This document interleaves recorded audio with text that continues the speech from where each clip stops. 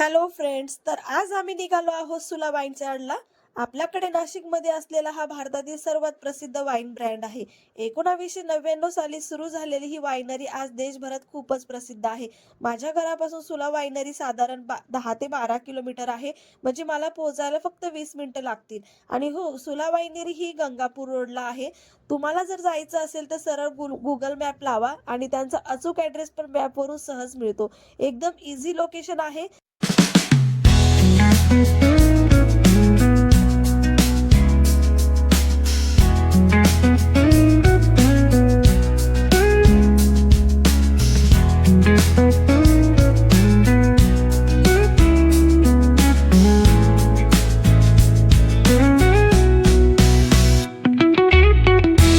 आणि friends, finally आम्ही पोहोचलो आहोत सुला वाईन यार्डला. आता तुम्ही आतलं वातावरण बघा जरा, काय अप्रतिम दिसतंय ना. जसं आपण गेटच्या आत एंट्री करतो तसंच दोन्ही बाजूंना एकदम सिमेंटने लावलेली नारळाची झाडं दिसतात. उंच उंच सरळ आकाशाला भिडलेली. खरं सांगायचं तर इतकं नैसर्गिक आणि सुंदर वातावरण मी आजपर्यंत कुठंच पाहिलेलं नाहीये. आत येताच सगळीकडे हिरवळ झाडं, स्वच्छ रस्ते आणि ताजी हवा अशी वाहते की मन एकदम फ्रेश होतं. जशी आपण सुलामध्ये एंट्री करतो तशी पुढे जे झाडांच्या रांगा दिसतात त्या तर एकदम फोटोसाठी परफेक्ट स्पॉटच आहे. संपूर्ण परिसर इतका स्वच्छ आणि नेचर फ्रेंडली आहे की प्रत्येक पावलावर वा असं आपोआपच निघतं. म्हणजे खरंच सुला वायनरी एंट्री केली की पहिल्या क्षणाला जाणवतं आपण आता एका खूपच खास आणि सुंदर ठिकाणी आलो आहोत.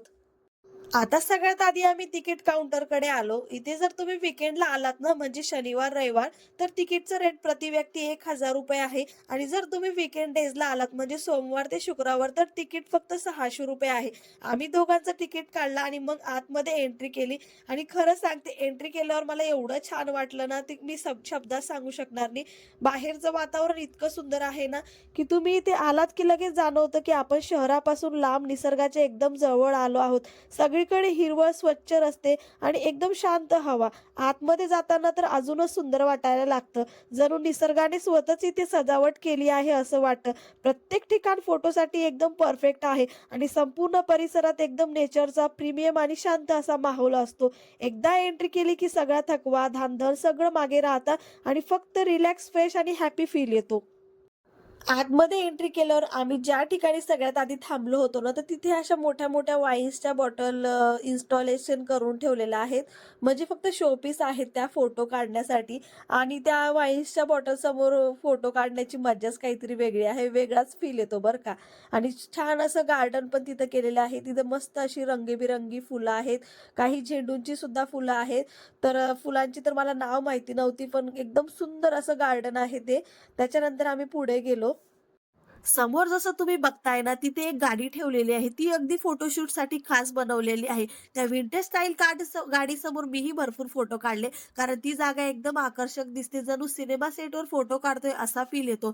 त्याच बाजूला थोडं पुढे गेलं की मोठा ओपन एरिया स्पेस दिसतो आणि तिथे बऱ्याच वेळा function, parties, wedding, corporate events असे सगळे कार्यक्रम होतात. आजही आम्ही गेलो तेव्हा तिथे मोठ्या फंक्शनची तयारी चालू होती. स्टेज डेकोरेशन अगदी इतकं छान होतं ना. त्याच्यानंतर पुढे गेल्यावर आहे ना, बाजूलाच म्युझिक चालू होते. तर त्या म्युझिकवरती खुशी आणि खुशीचे मस्त असे उड्या मारत चालले होते. मग बाजूलाच दिसली स्कूटी, तर ती स्कूटी सुद्धा फोटोशूटसाठीच आहे बरं का. तर मग काय लगेच खुशी त्या स्कूटीवर जाऊन बसलेली आणि तिच्या पप्पांनी तिचे छान-छान असे मस्त फोटो क्लिक्स केले होते. तर तिला बघून माझी इच्छा झाली, म्हटलं चला मीही काढते. पण म्हटलं त्याच्या आधी तिला फोटोज काढून घेऊयात. हे लोकेशन इतकं सुंदर आहे ना, की छोट्या-छोट्या ठिकाणीही फोटो काढण्यासाठी एकदम वेगवेगळे स्पॉट बनवलेले आहे. कधी विंटेज गाडी, वाईन्सच्या बॉटल, कधी स्कूटी आणि पुढे गेले तर अजूनच छान-छान स्पॉट आहेत फोटोशूटसाठी.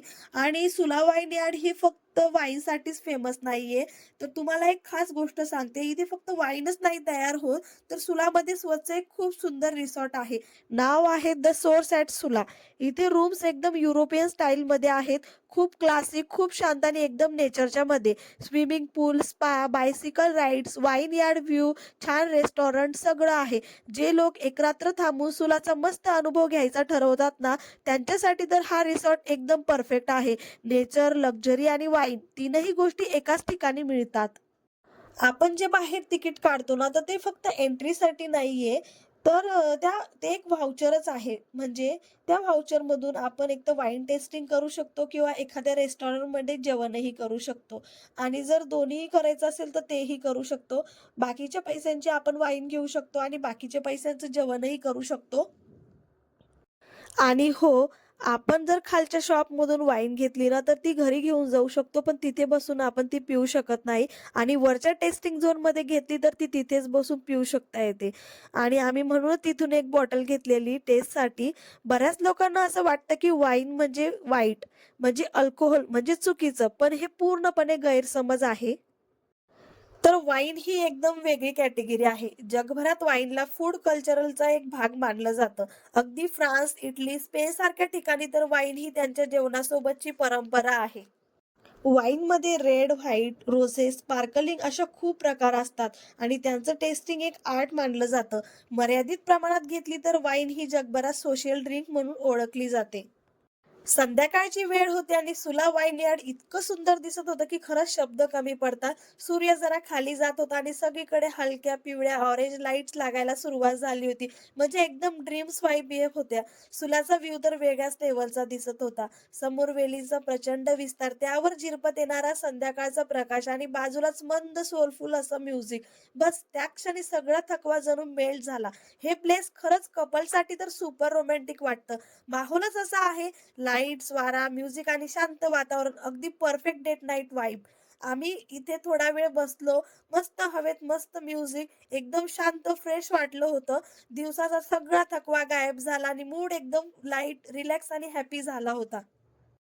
तर मित्र-मैत्रिणींनो, आजचा माझा संपूर्ण अनुभव तुम्हाला कसा वाटला मला नक्की कमेंट करून सांगा. जर माझा आजचा व्हिडिओ तुम्हाला मनापासून आवडला असेल तर व्हिडिओला लाईक करा, तुमच्या फ्रेंड्ससोबत शेअर करा आणि चॅनलला सबस्क्राईब करायला मात्र विसरू नका.